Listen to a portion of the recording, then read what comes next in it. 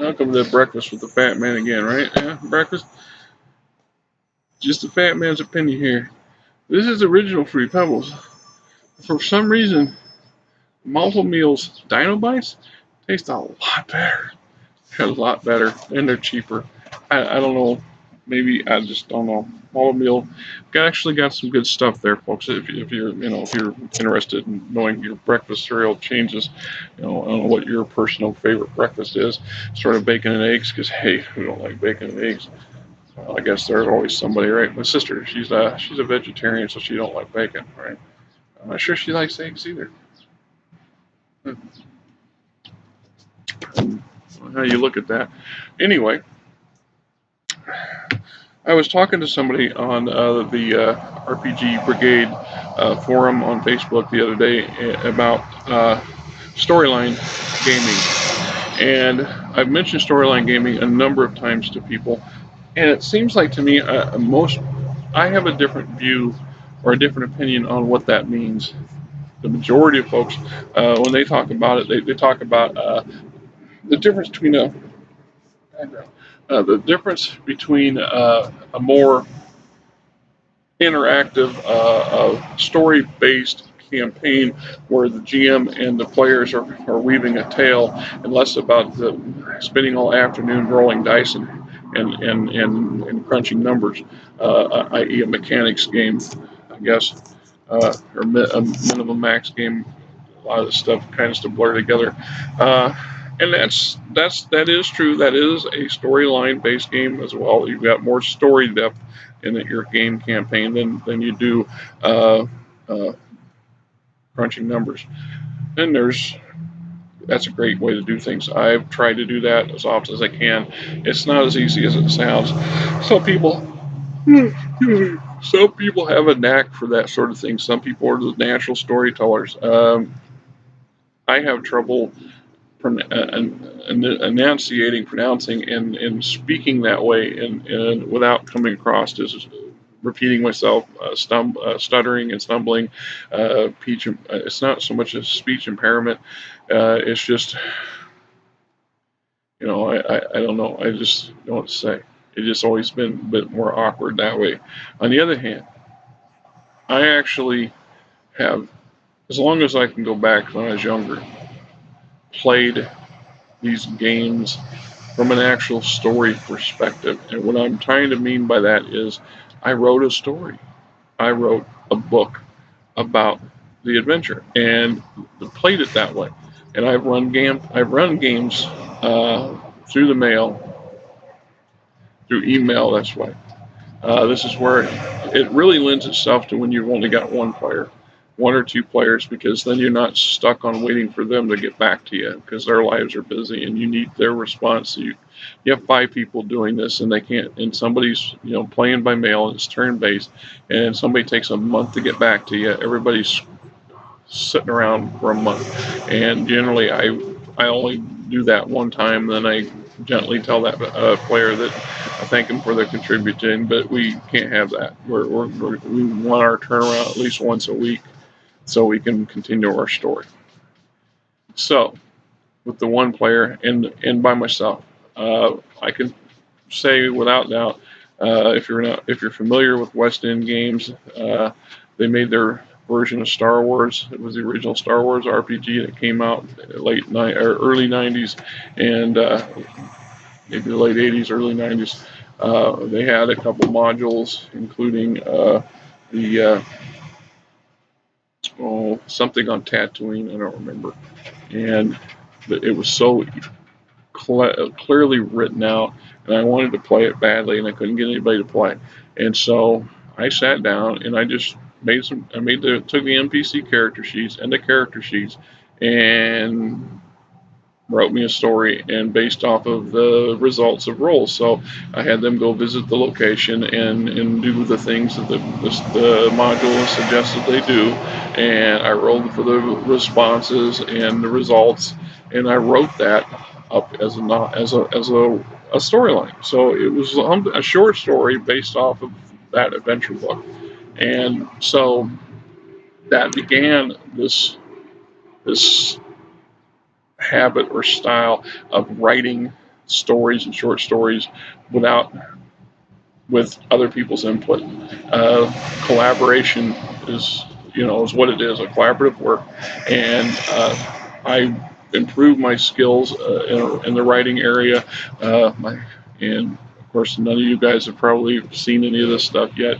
I have, in for other reasons, was not able to put it to electronic media. It's all handwritten or typed, and I'm slowly changing those over to a digital format. So at some point in the future, I will publish this stuff. I will put this stuff on Amazon by myself if I don't get a publisher.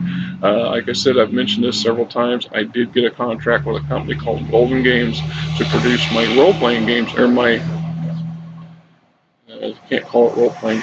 Produce Stellar Frontiers, which is a working title, my standalone game system, and which is basically a Game of Thrones set in the future. A combination of Civilization, SimCities meets Command and Conquer, all on paper. All on paper. I'm not going to. I've got blogs on this, so if you want to know more, just look them up. Otherwise, the storyline. And so I think you can get 10 times more depth and detail into a storyline environment setting game than you can a tabletop sitting around the table kind of game. I'm not saying that you can't get a lot of flavor and a lot of enjoyment out of the tabletop, because that's the truth. That's the core of what we do and why we do. But with the video game generation, it's harder to get some of these people to sit down. And then you add your own work schedules and their work schedules. And yes, I've had several people mention, well, you can do this over the internet now. Yeah, you can. The difference, though, for some of those guys is most of their internet is unlimited at their house. They're paying something probably a lot less than I'm paying, because I'm paying for a mobile hotspot, and the one I have, and I've yet to find one that actually truly gives you unlimited high-speed data, because they don't. And I haven't found one yet that does. This one is 22 gigs or whatever, 22 whatever of high speed internet for $100 a month. But when that's up, you go reduced basically to what's the equivalent of the modem I had in my first computer. It's very slow, and you cannot run videos. You cannot run anything that needs a lot of data to move flawlessly. Otherwise, it's so choppy and it takes so long. It just stops and pauses, stops. You can't play a game that way unless you're doing it through email, which is how a good storyline campaign can be run. Uh, it's no different than at the tabletop. I mean, in that aspect, as the GM, I'm cultured. I created the world and the environment. I'm motivating and creating the situations, or mediating the situations for the player, or i.e. players. Um, we make roles. Your character's going to go do this? Well, let's make a successful skill check, or what have you, and based off of the results is how we write it up. Now, obviously, if in a good novel, a good story, you're not going to belabor that. You're not going to write about every role you make. But the mechanics were there. They're in the notes, so we know that if Fred decides he needs to scale this third floor to this side of this building to the third floor window, he's going to make 3 successful climbing checks as he goes up, with increasing difficulty because of the distance and whatever.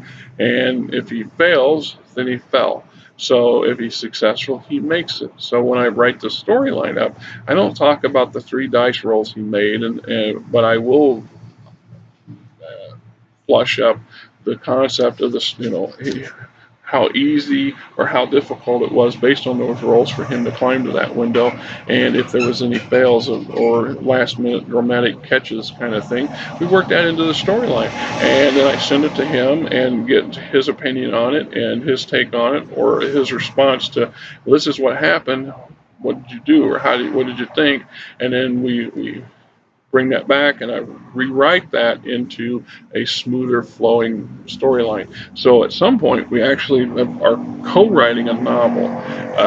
Several of my Stellar Frontier based novels with my friend Shannon, is pretty much exactly what that is. I we had the roles for the events and from the game.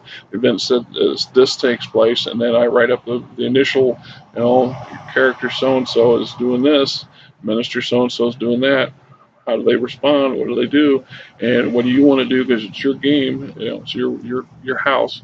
And he comes back with his counters to them. Some of it's dialogue, some of it's his ideas, and we rewrite it. I rewrite it so it comes out as a readable format, and a sub chapter of a chapter. There's your storyline, in my opinion. See, it's just like the one shot, one player, or one player campaigns where we just don't have the people to play a large group, or you just can't get that large group to get there all the time. Somebody's always missing the day. The work gets involved, their family life gets involved, the kid gets sick, their spouse sprouses, whatever. Uh, as they get older, and maybe it'll be like once they hit that retirement age, I'll have about 15 or 20 good years there that I can sit around like I did when I was a teenager playing. And I hope I can find a group of people that ain't healing over from old age that's willing to do it and isn't falling asleep in the middle of it while I'm trying to avoid doing the same thing.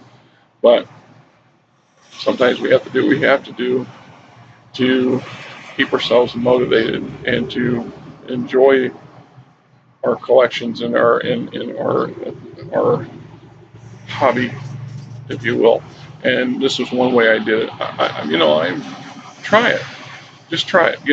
Don't keep in mind you're not writing a novel yourself, but you are spinning up a novel-like material. You're running a game, and your player or i.e. players are going to contribute, and then your job is to come back and rework that so it's into something that's you could share with other people, and they'll like the flow. And it's also understandable a lot of people aren't talented or driven enough to go to that length of stuff. So it's not for everybody. But that's what I think of when I sit there and I mention doing a story based campaign. Storytelling 101. Till the next time, keep your hands off my bacon.